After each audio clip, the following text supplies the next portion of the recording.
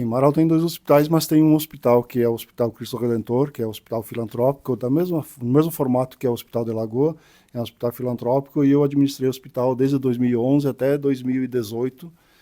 E a gente pegou, naquela época também, já estava com bastante dificuldade financeira, mais ou menos um pouco parecido com o que eu vejo, mais ou menos as informações que eu tenho do hospital daqui.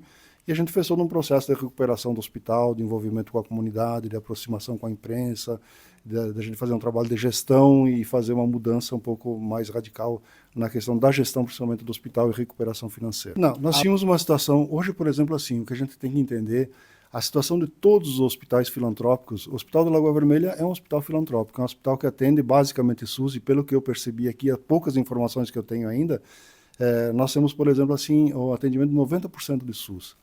Então, a maioria dos hospitais filantrópicos... E o SUS paga muito mal.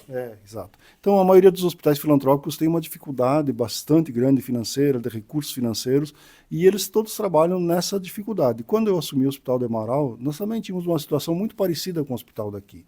Então, a gente fez todo um trabalho... Havia um déficit financeiro? Isso, havia um déficit financeiro muito grande, havia um problema muito grande com falta de profissionais, com falta de especialidades, com falta de diagnóstico. Então, é a realidade mais ou menos parecida com todos os hospitais filantrópicos que a gente conhece.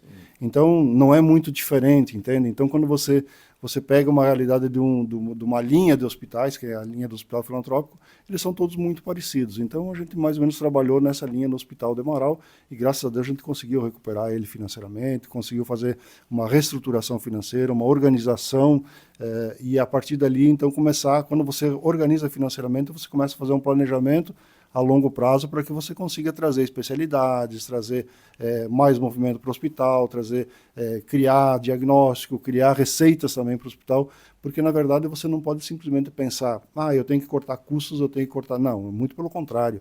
A gente faz uma readequação dos custos, mas a gente começa a fazer um planejamento para poder incrementar as receitas e não depender exatamente daquilo que você acabou de falar. Até para atrair investimentos. Exatamente, até para atrair investimentos.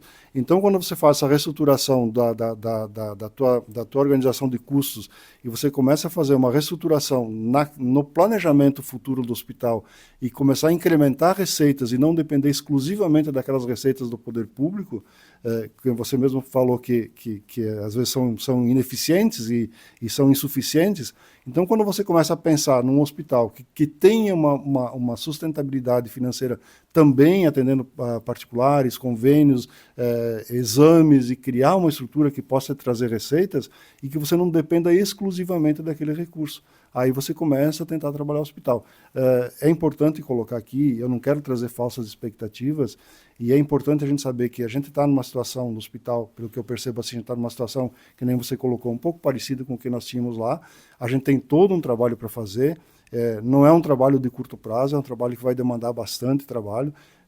A gente vai fazer uma reorganização financeira, adequar os custos e tal, e fazer um projeto todo para o hospital para tentar viabilizar ele economicamente e estruturalmente na comunidade. Quanto tempo o senhor levou para colocar esse hospital de Marau nos trilhos?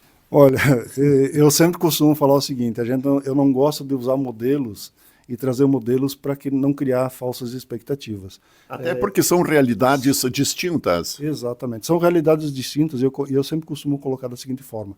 São realidades distintas, são comunidades distintas, são culturas distintas. Você vai pegar, por exemplo, a cultura de uma cidade é totalmente diferente da cultura da outra cidade. Então, a gente não pode fazer comparações. Lá a gente conseguiu, 4, 5 anos, a gente conseguiu dar uma recuperada boa, mas o principal agora, no início, é esse envolvimento que a gente precisa fazer, e eu comentava contigo antes de nós começarmos a nossa conversa, esse envolvimento da comunidade, e esse é o principal objetivo que nós temos aqui, é fazer esse envolvimento da comunidade, esse trabalho importantíssimo da imprensa que vocês fazem em torno do hospital, aproximar a comunidade junto com a gestão do hospital, e a gente fazer esse trabalho todo em torno, convergir, não divergir, porque essas questões muitas vezes nas comunidades menores dá aquela divergência, porque o hospital... Não, nós temos que convergir em torno do hospital, fazer um trabalho juntos, principalmente a imprensa, com a comunidade, com o poder público. Eu tive uma reunião agora de manhã com o prefeito, a gente tem uma parceria no hospital muito boa, o prefeito é uma pessoa bastante aberta, nos atendeu, está disposto a nos ajudar também. Então é importantíssimo que a gente faça esse trabalho de aglutinar as pessoas, aglutinar a comunidade, trazer a comunidade para junto do hospital e a gente fazer esse trabalho junto.